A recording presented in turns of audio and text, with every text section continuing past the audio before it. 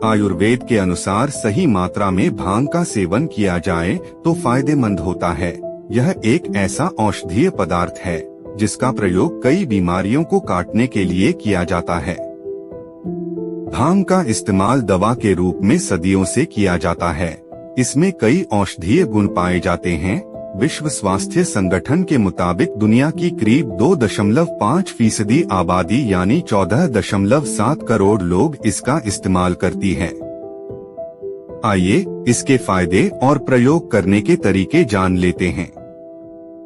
मानसिक रोगियों के लिए ये सत्य है कि भांग का सेवन करने से मानसिक संतुलन बिगड़ता है, लेकिन डॉक्टरों की माने तो इसे सही मात्रा में उपयोग में लाकर मानसिक रोगियों का इलाज भी किया जाता है।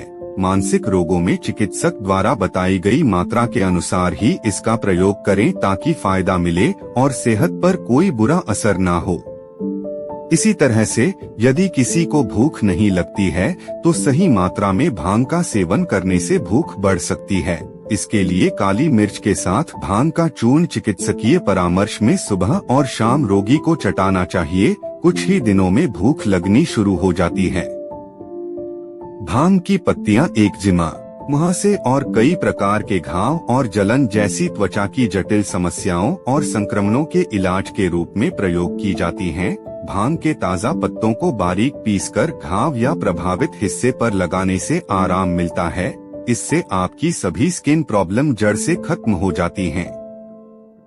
तनाव या दर्द से छुटकारा पाने के लिए भांग का उपयोग काफी लंबे समय से किया जाता रहा है।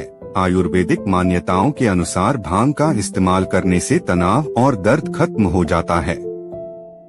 बवासीर में भी भांग एक उपयोगी दवा का काम करती है। अगर आप बवासीर से परेशान हैं, तो 10 ग्राम हरी भांग को पीसकर 30 ग्राम अरंडी के बीज पाउडर के साथ मिलाकर घाव वाले भाग पर लगाएं। ये आपको काफी आराम देगा और बवासीर में होने वाली खुजली से आराम देगा। दुनिया में इसका इस्तेमाल तेजी से बढ़ रहा है क्योंकि यह सस्ता मिल जाता है और ज्यादा नशीला होता है। भांग के और भी चमत्कारिक लाभ होते हैं। भांग आपके सीखने और याद करने की क्षमता बढ़ाती है। अगर भांग का उपयोग सीखने और याद करने के लिए किया जाता है तो भूली हुई बातें भी आसानी से याद की जा सकती है। कई मानसिक बीमारियों में भी भांग का प्रयोग किया जाता है। जिन्हें एकाग्रता की कमी होती है, उन्हें डॉक्टर इसके सही मात्रा में इस्तेमाल की सलाह देते हैं।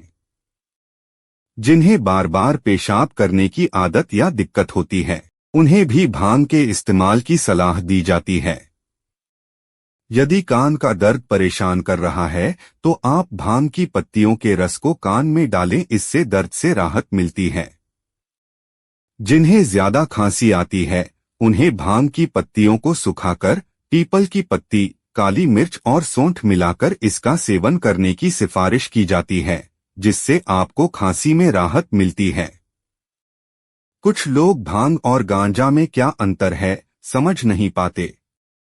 ये लोग भांग और गांजा को अलग अलग समझते हैं, लेकिन ऐसा नहीं है।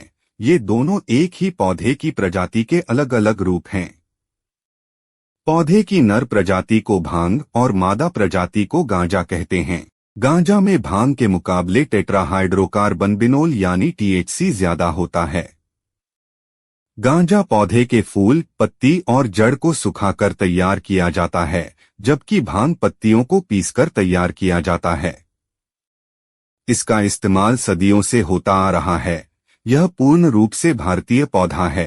हमारे देश में गांजे पर प्रतिबंध है, जबकि भांग का इस्तेमाल खुले तौर पर किया जा सकता है, लेकिन इसका प्रयोग और मात्रा एक्सपर्ट की